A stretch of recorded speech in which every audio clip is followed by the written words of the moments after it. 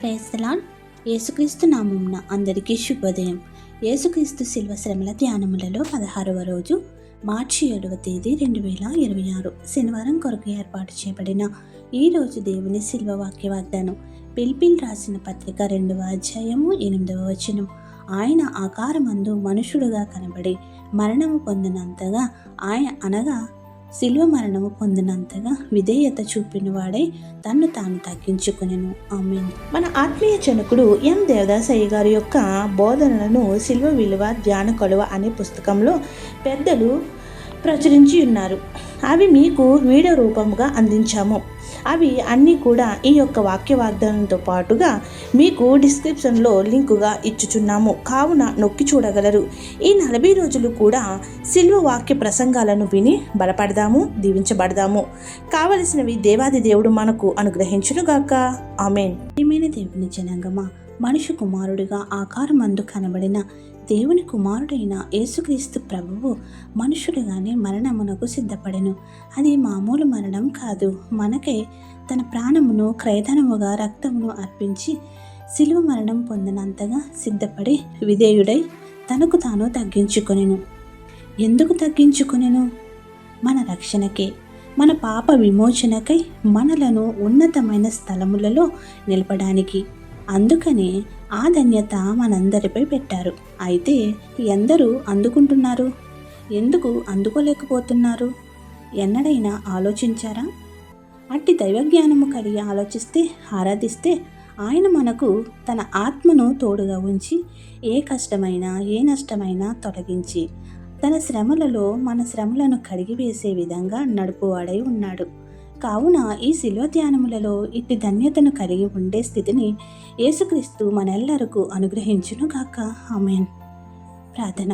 మన రక్షణకై శిలువ మరణం పొందడానికి విధేయత చూపిన యేసుక్రీస్తు ప్రభువా, నీవు శిలువలో కార్చిన ఆ రక్తమే నా విమోచనకు ఒక సాధనమైనది. అట్టి సాధనం ద్వారా రక్షింపబడిన మేము ఈ 16వ రోజున ధ్యానములలో నీ బలియాగమును తలంచుచు నీ వలె విధేయతను చూపుచు ఇతరులకు చూపగలిగే మాదిరికరమైన దైవభక్తిని మాకు అనుగ్రహించుము. ఇతని ద్వారా నీ బిడలముగా మేము ఇతరులకు కూడా నిన్ను గణపరిచే విధంగా నడిపించుము. మాకు కావలసినవల్లా ఈ ధ్యానములలో పొందగల దైవశక్తిని అనుగ్రహించమని వేడుకుంటున్నాము.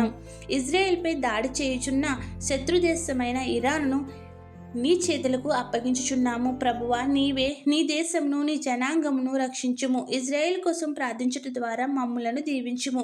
ఈ యుద్ధం వల్ల మా బిడ్డలు ఎందరో ఇబ్బందులు పడుచుండగా నీవే వారికి తోడై ఉండి కాపాడమని వేడుకుంటున్నాము. ఈ రంజాన్ మాసంలో పని ఒత్తిడి వల్ల అస్వస్థతలు కానివద్దని వారిని స్వస్థపరచుము. వారికి శక్తినిమ్ము. అన్ని పరీక్షలలో విజయం దయచేయము.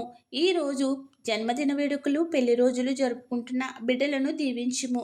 అయిన వారిని కోల్పోయిన బిడ్డలకు ఆదరణ దయచేయము. కోర్టు కేసులను పరిష్కరింప చేయము. అప్పులను తీర్చే శక్తిని దయచేయము. ఇళ్లను నిర్మించే భాగ్యములను అనుగ్రహించుము. వివాహములు జరిపించుము. ఉద్యోగములు, వ్యాపారములు, ఉపాధులు, చదువులు అన్నింటా అభివృద్ధి చేయము.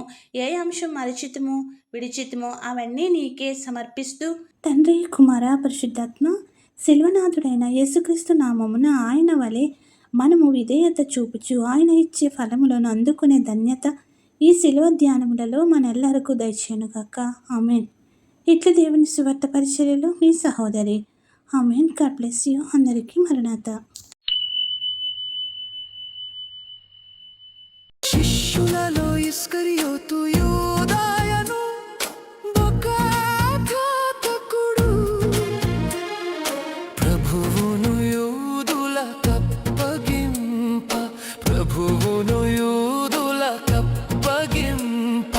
పెట్టిన దొంగ ముద్ద